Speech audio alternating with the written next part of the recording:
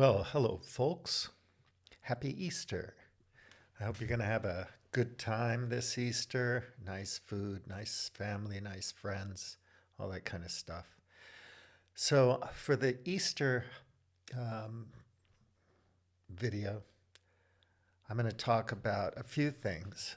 Uh, in particular, an article by Pamela Swanigan.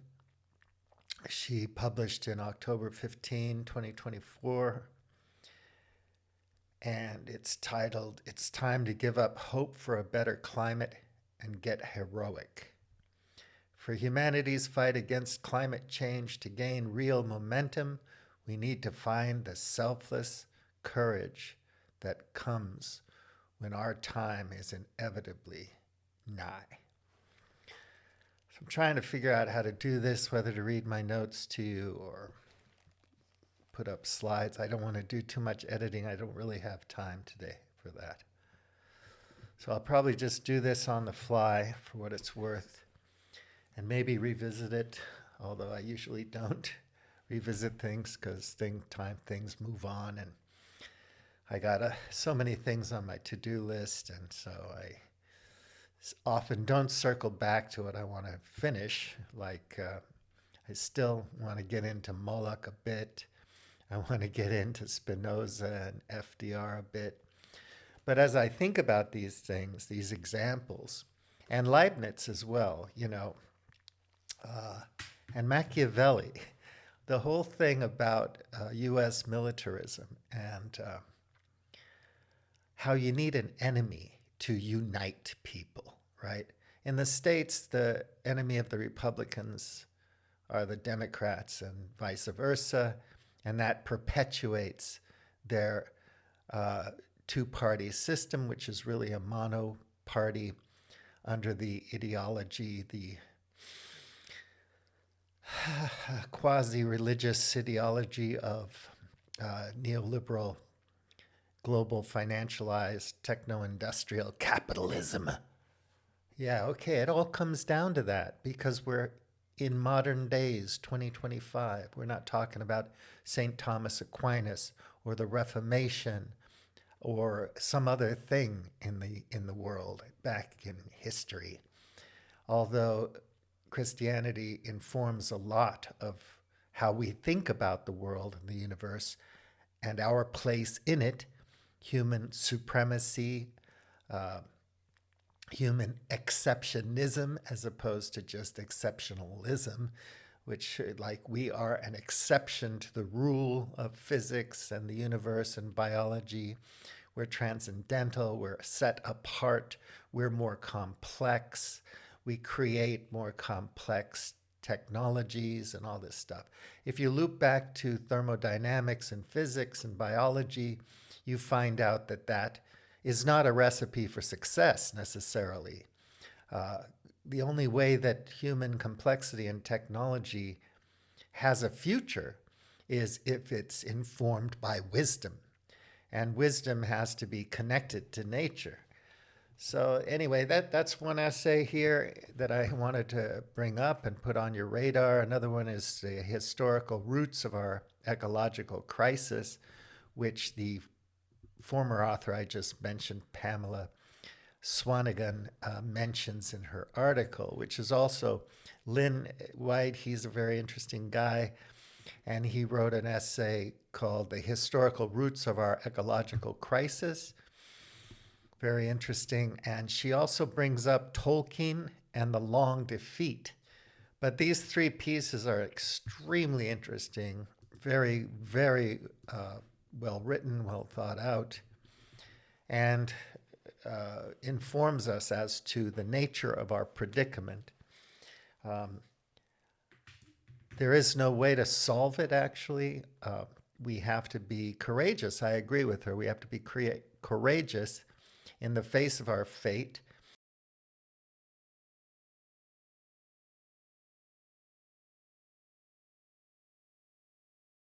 And she's from Brazil, and she's very interesting. So she wrote a book called Hospicing Modernity and Rehabilitating Humanity. Her thesis basically is that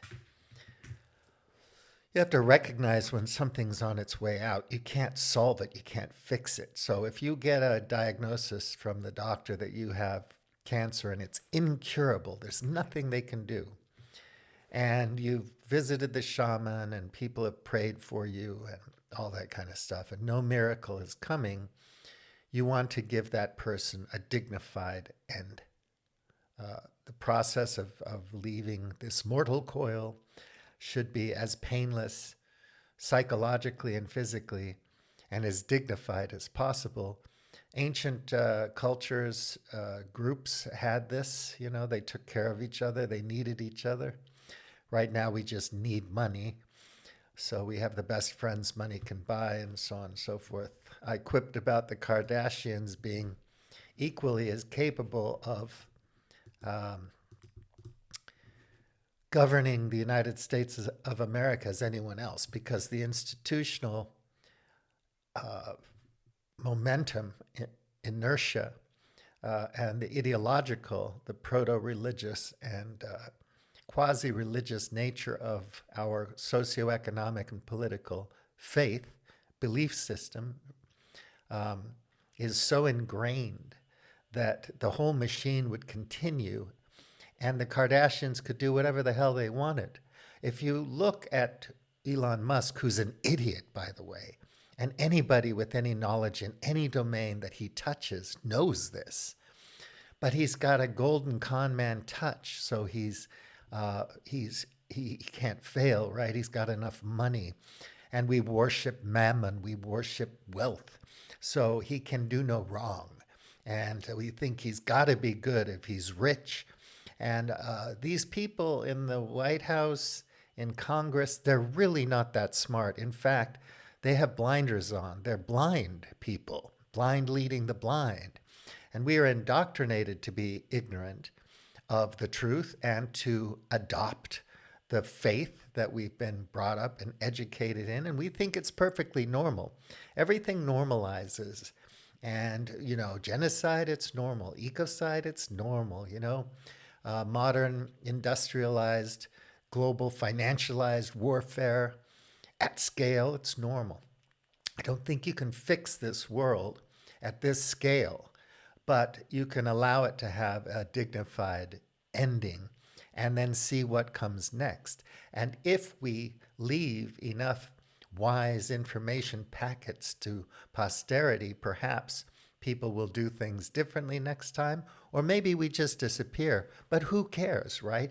You're alive now, and if you're not interested in what I'm talking about, you can go out and, you know, try to find an easy way to make $5,000 a day online by just using AI tools or whatever, or by, you know, The Secret or something. And hopefully, if you're an entrepreneur and you do get filthy rich and you make some good investments, then you can just enjoy the status of being smart because you're wealthy, you know. So I think that your opportunity to earn money that way is rapidly closing. I don't know if it's 1 year or 20 years or 30 years down the road, but it's closing because this system has a kill switch. It has an expiry date. It has a use by date. It's on its way out. It's been collapsing for a while. Overshoots a thing, as I always say. But, you know, after you've read a lot of books over the years and traveled a lot and done a few things, you start to see things and you can't unsee them after you see them. And your understanding of various aspects of the bigger picture start to come into focus as you learn a little bit about them. Doesn't mean you're knowledgeable or an expert, but you learn a little bit along the way. And then you start finding other people that think like you, who are experts in different fields, from cosmology and physics to education and language and all kinds of different domains in science and whatnot. And you go like, wow, this is amazing.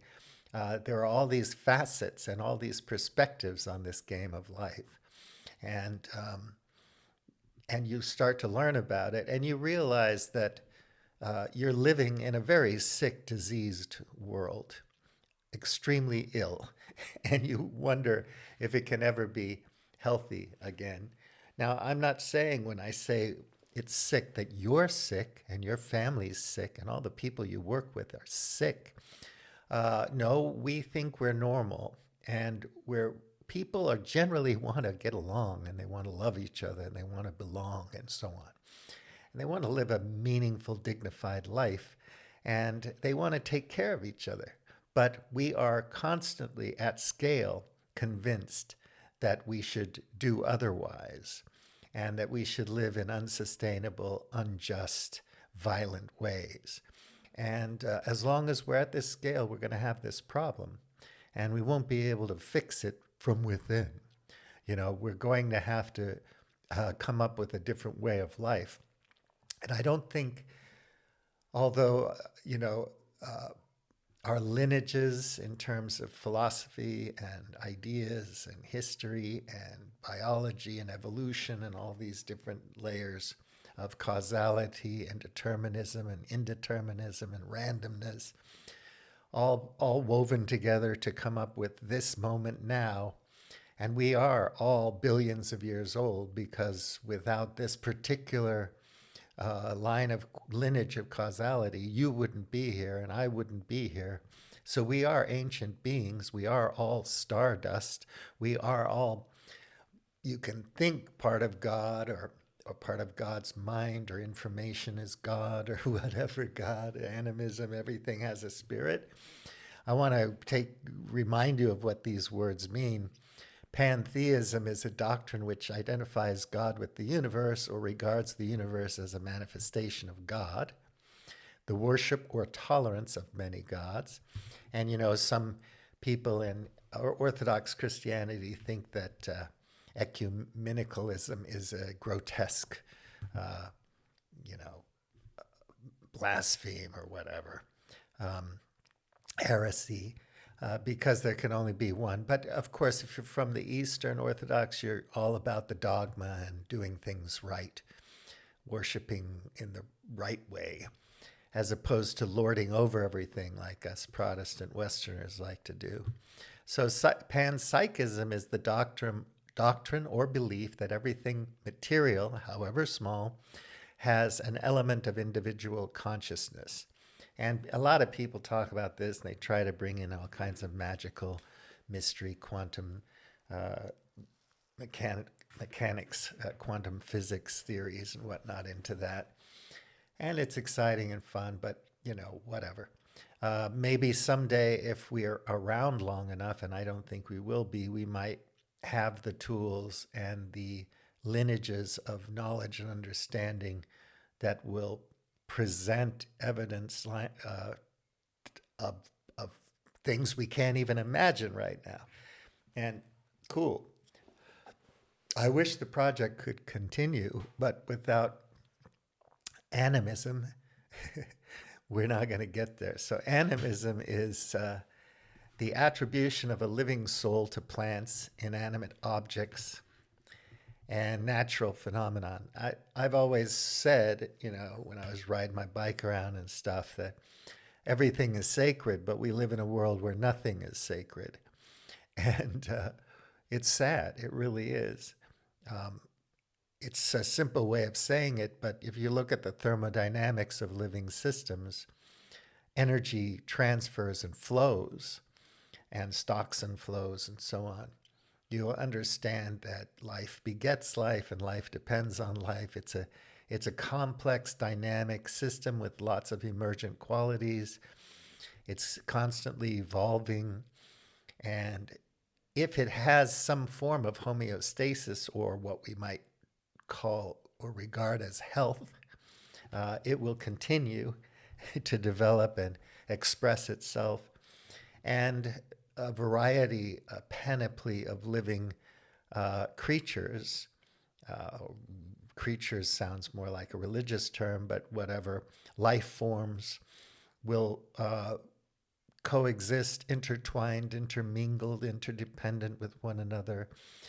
And the whole fantastic ballet and beauty of the drama of life continues. Yes, a fox will eat a mouse, and so on and so forth. But that doesn't mean it's cruel.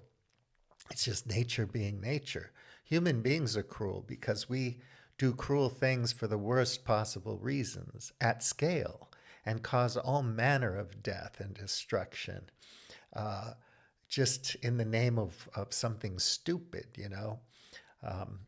Why can't our nation states today, in the face of the Polycrisis, not cooperate and work together? Because, as Leibniz and Machiavelli understood, you need a common enemy. When the Soviet Union disappears, you need something else. So it's China now. And that's an easy sell, easy to finance the military industrial complex, easy to do uh, projects that are connected to national security, to fighting off the enemy, the barbarians at the gate, the immigrants, the others, you know, the scapegoats. So, you know, the way people like Netanyahu stay in power is by forming a group of people around him that also want to stay in power and use that enmity and fear to justify whatever it is they want to do and to justify having a role to in the governance and the leadership of the country. And people start to believe it, just like they believe Elon Musk is a smart guy, which is insane. So you see a country self-emulating, actually. They think they're winning something. What do we ever win from it? Nothing. A lot of people and a lot of things get destroyed, and at the end of the day, you're back to square one, looking for another scapegoat, looking for another enemy, looking for somebody else to destroy, to fight against. And this justifies your position of power. This keeps you in office. Uh, you know, and if you're a king that loses too many wars, you get deposed or assassinated. Um, that's just the way these civilization plays out. And modern techno-industrial civilization is its own kind of beast, something unbelievably evil and horrific. But you know, what Wateco or whatever you want to call it, you know, it's a bad thing actually, because at the end of the day, while it's winding down and disappearing and destroying itself, it causes way too much pain and suffering unnecessarily. If it was something that had to be done, that's different, right? But just for the sake of power and wealth and control for a few people, that so many other people and life forms have to suffer and be destroyed, it makes no sense. And I can't imagine how religious people from whatever religion justify this in the name of God, whatever the heck they think God is, for God's sake. I don't think God is a destroyer, and I don't believe those vengeful stories about nature, about God. There is no evil in the universe that doesn't come from the hearts and minds of human beings, unfortunately, in my opinion. But you can say it's demons. All right, the demons, I know where they are. And nobody can show me a demon outside, extraneous or exogenous to me. Demons are endogenous, right? They're within. So anyway, Eric Fromm, he's fun to read. Anyway, animism, the belief in a supernatural power that organizes and animates the material universe, a village steeped in ancient animism and rituals. And supernatural power, you know, what is that? It's all these things we don't understand. We don't have the tools or capacity, ability to understand yet. We're just not there. And so we continue our quest to learn and discover new ways to understand how nature works, and also to imagine what might be in the mind of God. And that comes from our imagination. It doesn't come from outside of us. any book has an author, even if it's a pseudonymous author. Matthew, Mark, Luke, and John, these people wrote Gospels, supposedly. It's hard to prove that even the super apostle Paul wrote the letters, but there's a lot of people that work on proving that. And so you have an author, human author. Other people say, well, I pray and God whispers to me and I hear God and he tells me what's what. That's great. But at the end of the day, God doesn't really tell you to go kill people in the next village, except in these stories. And God doesn't tell you that, E equals MC squared means we're going to have to drop 2 nuclear bombs on Japan. I mean, if we have any agency whatsoever as a complex, emergent, a complex, evolving life form in this complex information space that we call the universe, if we have any agency, we imagine that God wants us to commit genocide? Are you kidding me? I just don't get it. I never will. I'll never agree with that. I'll never abide by that. It's wrong. So you can't commit fighting. If colonialism is evil, and sure enough it is, on so many levels, but that's another discussion. You can't fight it, a disease from within the disease, because you are the disease. You can't fight the system within the system. You have to create a new way of life. If you fight a dragon, you become the dragon. And if you kill the dragon, you create more dragons. So you look at what's happening in the Middle East. Bombing and killing and murdering, it doesn't get rid of enemies. It just creates new ones. Anyone who doesn't understand that doesn't know anything. They've never read history. They've never read a storybook as a child.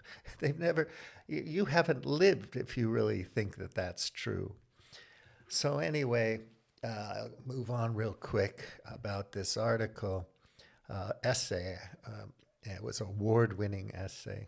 I'm not going to read that. You can read it yourself. But soft pedaling the crisis. So the crisis is a interwoven, networked community or phenomenon of millions of problems that we're having at crises that are all caused by civilization and modernity and technology. So we create problems and then we create solutions to problems that we can make money, make money with the solutions to the problem. So it never ends. The economic quasi-religion is grotesque. It really is. But anyway, hope rhetoric often downplays the severity and urgency of climate and ecological crises, creating a significant urgency gap between the reality of the situation and public awareness, leading to a lack of appropriate responses. So do you think that there's an urgency gap? And yet it's urgent that we build more icebreakers because Russia has more icebreakers. Well, Russia has more icebreakers because it has a huge, long coastline in the Arctic. So whatever. But anything you want to sell for national security is going to be an easy sell. But if you're talking about this slowly developing and growing destruction of our habitat and ecological destruction, ecocide and all that, there's no urgency. Don't worry about it. The stock market just went down. Come on, man.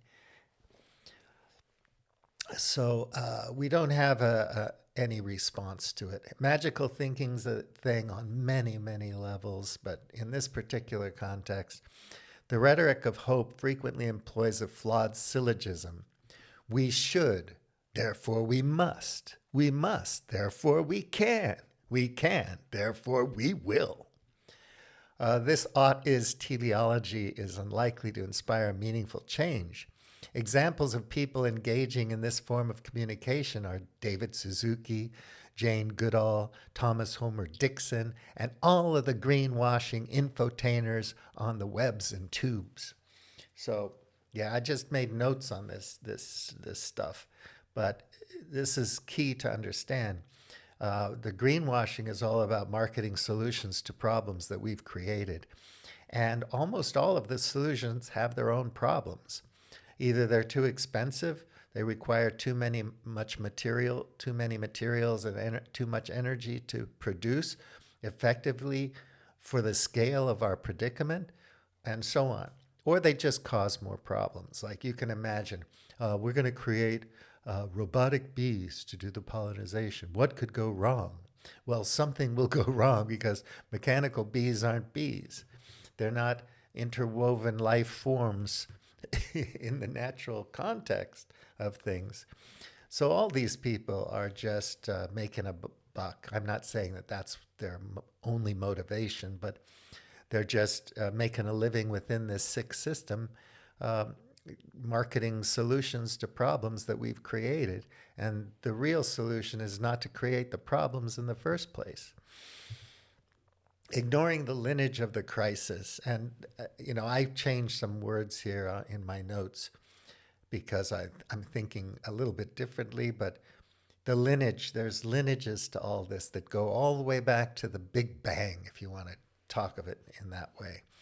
So hope-centric messaging often fails to acknowledge that even with immediate and comprehensive action, the consequences of past environmental damage will continue to unfold.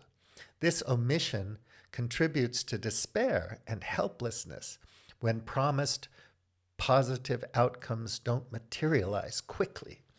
So everybody's talking about, fusion's going to be the answer, or clean coal, or God knows what, right? You have all these solutions. People are working for solutions, but they never happen. People get cynical. People get tired of it. People give up. So political parties won't solve the problems because it would end the need for them. And I always talk about Simone Weil and so on. The Uniparty in the USA creates problems they can't and won't solve, keeping their cultural scam going in perpetuity. If the Republicans or the Democrats could solve a problem, we wouldn't have a problem. We wouldn't have, a need for these people anymore. The culture wars are a construct to maintain these people's careers. Dana Bash, is she nice or bad? TV presenter. I'm sure she's nice, but she's evil because she's she's a service provider for perpetuating an evil system. So I can't be too sympathetic with her and all the other careerists. But, I can't blame them either because what do they know? They were indoctrinated like I was indoctrinated. By the time I was 10 years old, I was already sorted. All my myths had been made and explained to me. And by the time I was 25, I was fully formed, mature, brainwashed, human, hyper-competitive, supporter of the omnicidal heat engine, just dependent on it, living through it. So it's a scam, but we don't see it as a scam because it's all we know. Fish don't know they're in water and so on. Dishonest comparisons to past victories. The environmental movement's tradition of drawing parallels between past successes, like banning DDT, or the ozone layer, fixing the ozone layer, which we didn't fix, by the way, and the current much larger scale crises is dishonest. Think of PFAS, microplastics, forever chemicals, global heating, on and on and on. The term polycrisis, which refers to the interconnected and multifaceted nature of the current environmental and ideological challenges, is much larger, more pervasive, and more pernicious. The accelerating pace and increased scale of environmental degradation driven by neoliberal techno-industrial financialized capitalism and consumerism constitute a violent omnicidal heat engine. I'll cut and paste this in the notes rather than editing it into my presentation here because of lack of time. But you can scroll through it, or maybe I'll put it on my blog and put a link to it, to that, and then you can read these articles. But I kind of add some things to the notes. Generating resentment. When other generations express hope based on younger people's dedication to the climate crisis, think of any of them, not just Greta Thunberg, but any of the kids you know. The youth may perceive this as a passing of responsibility and a recognition of past failures without any current action from the older generations, breeding resentment and hindering collective action. It's like, this is the thing, boomers did this to us, right? The truth is civilization started it, and modern techno-industrial financialized capitalism will end it. The destruction of all life, or perhaps only our species. But the sixth extinction is accelerating, and it's a nightmare. So anyway, boomers did it, right? We take responsibility for any of it. How could we? We have no idea, and we don't care. The best we can do is give our kids money. I mean, a lot of times people respect and love their parents because they got lots of toys, they were taken care of, they were fed what they wanted to eat, and all this, and they call that love.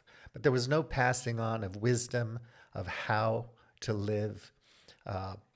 There was no real connection to their family and the whole fabric of life and so on and so forth. So the love is kind of shallow, and that's why there's so much discord and anger in families, because people resent it, and nobody takes responsibility for any of this. So it's a tough predicament. It's a really hard situation to be in, and it's painful psychologically. Flawed definition of hope. Environmental writers often redefine hope to include action and engagement, contrasting it with passive, wishful thinking. However, the conventional definition of to hope implies wishful thinking, which might not inherently lead to action. We're all hopeful. A lot of my friends say, I just want to be hopeful, I'm positive, I'm optimistic, that's the way I like to see things. Glass is half full, rose-colored glasses, rainbows and unicorns, whatever. And life is beautiful. Take photos of flowers all day, and, things are going to work out in the end and so on. That's fine. You can think about that. And I want people, if they have the opportunity to live like that, go ahead and live like that. Don't listen to me. Have a marvelous time and come what may, right? I mean, right now I'm okay. Not going to worry about it. In the future, I might be out on the street, rummaging through garbage containers. But right now it's okay. So I'm not going to worry about stuff. I just get on with it. A lot of my friends have always told me that the profound structure of wisdom within them is the concept of just getting on with it. Not the concept, but the act of just getting on with it. Get up in the morning, go to the office, earn the money, don't worry about it. Kind of a stoical perspective, but without the depth of the philosophy of Stoicism. Misleading anecdotes. Even inspirational stories used to promote hope can be misinterpreted, as illustrated by an anecdote of the Auschwitz prisoner who dies when her hope of liberation by Christmas is not realized. Unfounded hope is dangerous. It's not good to be hopeful when you know that you're in the tsunami's path and you're just going to hope that you're not going to get hit by one. or I'm going to buy some beachside Miami real estate and just hope that, the sea doesn't rise or whatever. It might not rise in your lifetime, but you get my drift. So, and there's different ways to deal with risk and so on. And sometimes it isn't war. It isn't preparing for war. It's building friendship and connections. The impracticality of long hope. So she talks about this book that I'm going to read. I haven't read it, called The Long Hope. And this guy a long time ago, John Collier, wrote this book about Native Americans. And their different perspective on things. And she doesn't quite go. She loves him as a writer and all. She loves him as a writer, but she doesn't go along with his point of view completely. So The Long Hope envisions Western societies adopting indigenous worldviews. It's unrealistic given the immediate urgency of the Polycrisis and the deeply entrenched nature of the Christian. I put stuff in here. It's not, none of this is coming from right out of her article. It's just notes.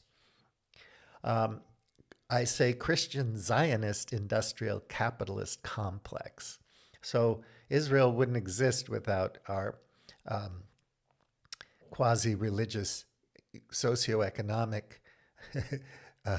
ideology. It exists to protect that thing, that beast.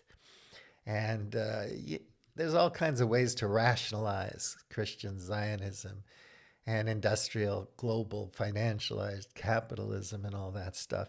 But without it, you wouldn't have this problem, this in the Middle East, I think.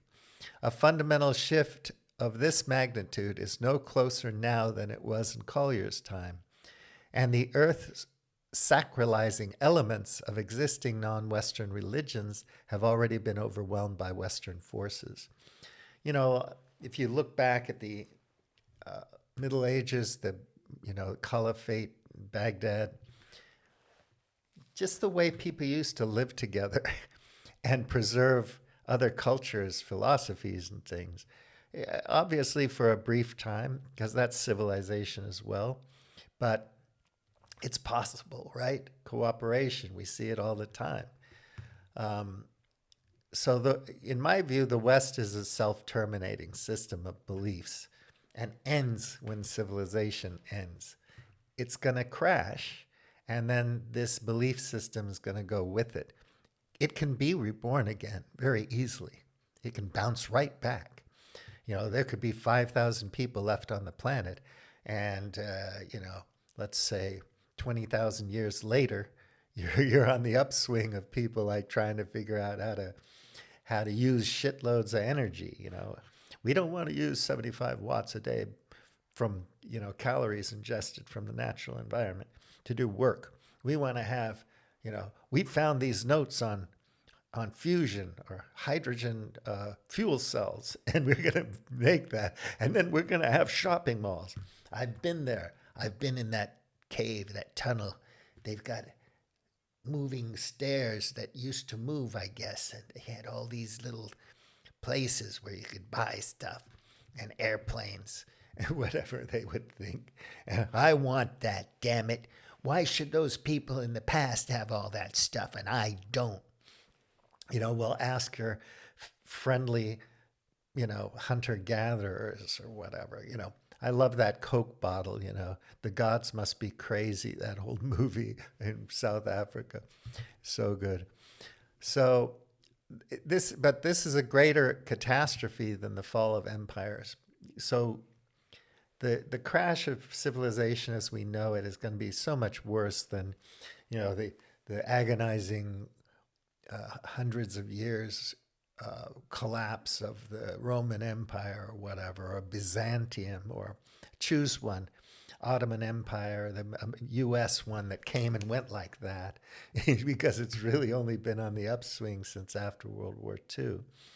And it was had a very precarious chance of surviving the Great Depression. It was already so messed up on so many levels, with so much bad karma and such a history of horrendous evil sinning, that it's mind-boggling that, FDR came along and with his minions and economic philosophers and Keynesianism managed to pull capitalism, the nation's, the republic out of the fireplace and save it to become the global disaster that it is now. And you say, no, it's not a global disaster. I fly around on planes. I go visit stuff. I recognize everything. Everything looks the same everywhere you go, and blah, blah, blah. Okay, that's fine. But you're not seeing the externalities. You're not seeing the damage because you're not looking for it. But the damage is there. So I don't have colon cancer, colorectal cancer. I don't have it. I'll never get it. Well, you go in and somebody forces you to get an exam and you find out you've got some problems there. And they sort it out and you live another 10, 15, 20 years, as opposed to dying in a couple of weeks. So anyway, it's going to be a worse catastrophe because it's global. We're talking about global civilization, that utilizes energy on an unbelievable, unfathomable scale, and is much more complex than anything we know about in the universe. If you study complexity from a physics perspective, it's mind-boggling. So we're just amazing creatures, and culture is one of the most complex things there is. It's the most complex, human culture. So psychological barriers, numerous psychological biases, bystander apathy, normalcy bias, and compassion fade. So, this is the thing. You're just a bystander. You're kind of apathetic. Well, what's happening over there in Ukraine, it couldn't be helped, Putler. And, the stuff in the Middle East, what are you going to do? And the homeless people down the street and the drug addicts and the needles in the park. And, what can I do? It's just they've done experiments, social psychology, where you hear the person screaming down on the street and people don't go and help, right? Or things like this. It's unfortunate.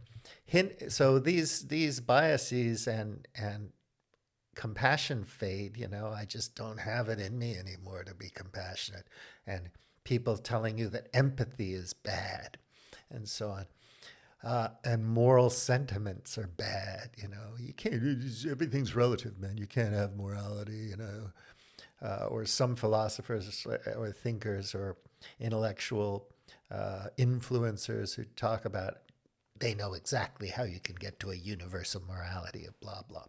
I don't think you can at this scale, being divorced and disconnected from nature and not understanding how nature works. So it hinders the effective responses to overwhelming crises. Simply instilling hope is unlikely to overcome these deeply ingrained human tendencies. So I always think about Patrick Bateman, American Psycho.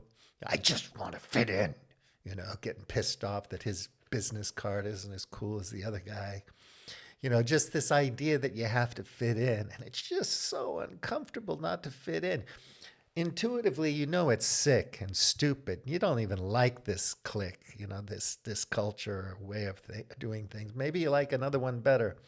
But you have to fit in here because being abandoned, being derelict, being cast out is much worse than fitting in. So you can make a lot of moral, ethical, and psychological compromises to fit in because it feels better. That's why believing stuff feels better. I believe that Elon Musk is really smart too. Yeah, me too. He's really smart. Yeah, Donald Trump's the savior. Yeah, me too. MAGA, MAGA, MAGA. USA, USA, USA. USA, USA. Whatever the fuck it is. It's just a way of rationalizing not having to suffer the pain of going your own way because you know that what you're in is sick. My husband, he beats me up and stuff, but most of the time he's nice. I mean, he treats me like shit, like I'm an idiot and a moron and a fool, but he can be good, and it's his house and whatever, and you suffer the abuse of it regardless of knowing better. So groupthink, motivated reasoning, and evil incentives ensure that our best people are not good people and only serve pathological structures and systems. So that's the thing about it. All these pundits and people you see everywhere, they've got to be good people. I mean, I just can't believe that, these people aren't good people. I mean, they're just people. And, obviously, right? They love their own. They're probably nice to their grandchildren and so on and so forth. They obey the rules, the laws to a certain degree until they're above the law, and then they don't care anymore. But, they pay their taxes, they go to church, but they're still serving a system that's grotesque. And if you know it and you can't do anything about it, you have no agency anyway. So what are you going to do, right? And then you go back to this apathy and this misguided sense of stoicism. So our way of life regularly commits genocide over history, right? Even now. Total war. Techno, man. High-tech war. AI-driven targeting and whatnot. And perpetual ecocide. Perpetuating a culture of exploitation and destruction. It is definitively evil, even if most people are not inherently inclined towards evil behaviors. They are nonetheless indoctrinated in narratives that at the scale of the nation state behaves in an evil, sick, and demented way. We want to talk about demons and demons are real and all that kind of stuff. That's fine. Like I said before, you can attribute it to that. So how do they work? How do they work through us? I saw a funny movie the other day, Smile 2, and the demon just gets in your head and people start smiling. It's pretty scary.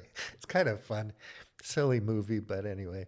The demon comes from these narratives that inspire us to do evil things. That's where it comes from. It's not magical. And if you want to talk therapy it out, or if you're in a good community, smaller community where you have help and support and wisdom, and you're connected to the flows of nature, then you're not going to be sick. You're not going to be that sick. And even if you do study indigenous cultures, a lot of times the violence is exaggerated. Even the ritual violence, the human sacrifice, all these kinds of things. And you find that when indigenous groups came up against Western colonial big God cultures, they became more violent. There's tons of historical evidence upholding that perspective, that point of view. But we want to kind of think that we're the best. The West is the best, and we can do no wrong. We're just taming the savages, who are just going about their business, living more or less in kind of peace with their environment and whatnot. More or less. Nothing's perfect. We don't know. But we can look back at the lineages and the changes and understand them as best we can. We can't look forward. We don't know what tomorrow's going to bring.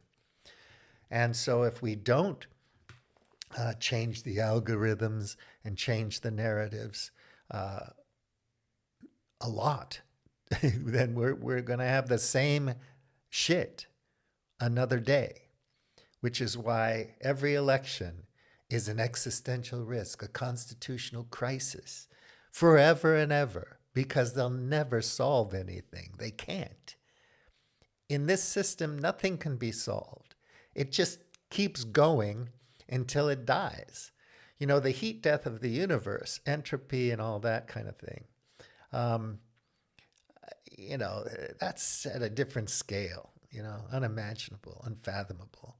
But our heat death is completely known. We can understand what supplies we have, how much energy we use. We can quantify and measure all of it. And a lot of things that we couldn't measure before, we can measure now. We have the tools.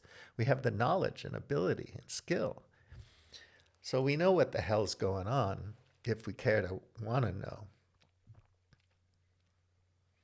So limitations of government action. Relying on hope for effective government policies is misplaced due to the short-term nature of pseudo-democratic election cycles and the conflict between politically feasible and environmentally sufficient actions. So anyway, that's kind of weird wording there. But you know, when you talk about is it politically feasible to solve healthcare problems? Not really. There's a lot of NIMBY in it, ideological culture war stuff to keep these people in their seats in Congress and keep these careerists, you know, to save these careerists' careers and whatnot. And so it's not politically feasible, but, you know, making another high-tech fighter bomber is not a problem. That's an easy sell because you can drum up the narratives that Putler and Xi are coming to eat your babies or whatever. The lies that Israel tells is mind-boggling, and yet we all want to believe it because it's so easy to sell that enmity and that scapegoat and that, you know, these good and evil narratives that are extremely shallow. I mean, I always make the metaphor that shallow as spit on an Arizona tarmac and just as ephemeral. You know, you spit on the fucking thing and this shallow little pool of spit evaporates in a heartbeat. It's just nothing burger, man. So governments serve oligarchs, profits, and the kind of exploitation that is baked into our socioeconomic proto and quasi-religious traditions. I say proto and quasi because since the beginning of civilization, you know, domesticating everything, including ourselves, animals, plants, and having surplus and kingdoms and whatnot, we had to have big gods, okay? So the big gods went up north and conquered the people with the small gods, the animists and polytheists of the north, because the big gods were more organized for conquering and colonialization and control and invention, you know, complexity, expanding, ever-evolving complexity. So civilization depends on stories of big gods that rationalize human exceptionalism and also human exceptionism. We are an exception to the rules of physics and biology. And we are exceptional. God gave us the earth to do with as we want, and so on and so forth. Nature is for man to exploit for the benefit of kings and their support structures, systems, and service providers. Remember, even Dana Bash has a makeup artist, and she has producers and assistants to help her, you know, tell the story of the beast every day, thinking she's doing something good for humanity. She believes that, but she's wrong. The historical, I'm not picking on Dana Bash. Dana Bash could be anybody. Pick someone out of the hat, Fox News or not even news, somebody in Congress, the Senate, the Supreme Court, some lawyer somewhere, whatever. The historical inaccuracy of without hope, all is lost. The assertion that hope is necessary for action is challenged by historical examples of individuals and groups who have fought and persevered without hope, driven by duty, love, or other motivations. Palestinians, anyone? You know, the history of rebellion. So people will revolt when there's no hope. The history of rebellion, it's just about people being oppressed too much and disrespected too much, and they can't take it anymore, and life is not worth living. I'm not going to take it. So you see that all over South and Central America and other parts of the world where, the colonialists and the big trading companies and corporations are just taking so much advantage of the common people that after a while they just can't take it anymore. And of course, the corrupt corporatists are there with their thugs enforcing their rules, Fordlandia, on the natives, the people who come from that place. And if they go against the corporation, they get beaten and raped, and their people get murdered, and they suffer all manner of indignity and pain. And after a while, they say, to heck with this. Life's not worth living like this, so I'm going to fight back, even though I know I'm going to lose. I'm going to die. I'm going to be martyred. It's just a freaking tragedy. But you see it all the time. I mean, there's a certain time when people snap, right? So contrary research and findings, research on the relationship between hope and climate action yields inconsistent results, partly due to varying definitions of hope. In practice, the claim that there is still hope can lead to denial and cognitive dissonance when it conflicts with the overwhelming evidence of environmental decline, techno-industrial financialized war, inequality, externalities, collateral damage, ecocide, the sixth extinction, global heating, pollution, mental illness, addiction, and social diseases. And I don't just mean sexually transmitted diseases. I mean metabolic syndrome and other kinds of things. So in contrast to hope-based messaging, the long defeat, J.R.R. Tolkien, that's another thing. And I should come back. I'm almost at an hour, so when I finish this, I'll come back with the other two essays because they're worth noting, but you could just read them yourself. Maybe I won't do it. Maybe I will. I wanted to get to these other two articles because they're so good, but I don't think I'm going to bother. It would take me another half hour. In contrast to hope-based messaging, the long defeat, J.R.R. Tolkien, is a more effective narrative for our time.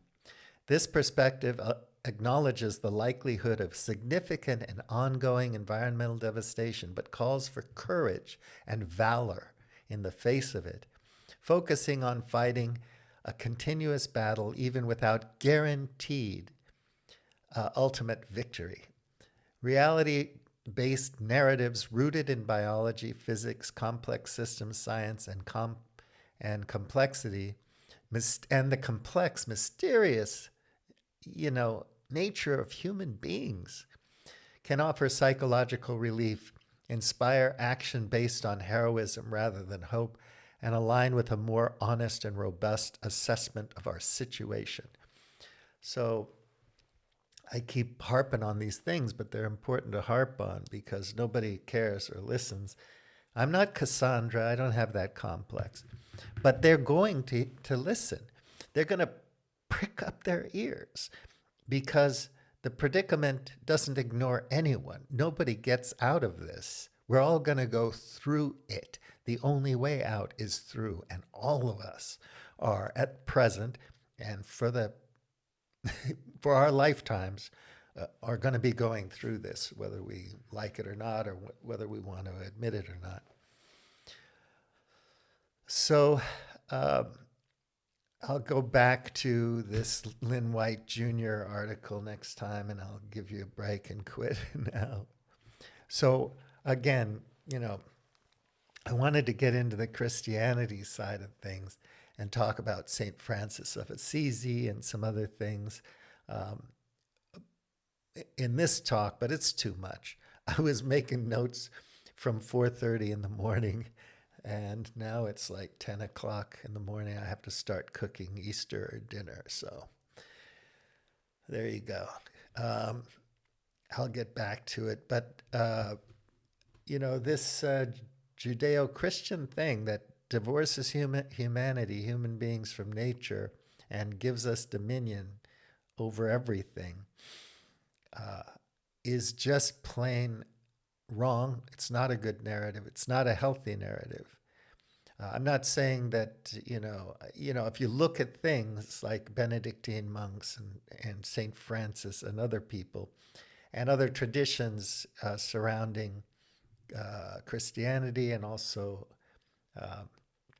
Gnosticism and whatever philosophies that were inspired because they emerged in the milieu of Christianity, including science and modernism and progressivism and other things. They're rooted in a sense, and I don't go as far as Peterson and other people like that in attributing much to it, because if you attribute everything that we've got now to somehow not having been possible in all possible worlds, which you can never calculate, you never have enough resources to calculate all the possible worlds. But anyway, that, we could never have done all this without the Western Christian tradition, blah, blah, blah. Well, here we are on the cusp of collapse. So thank you for listening. Take good care. Have a wonderful Easter Sunday. Happy Easter.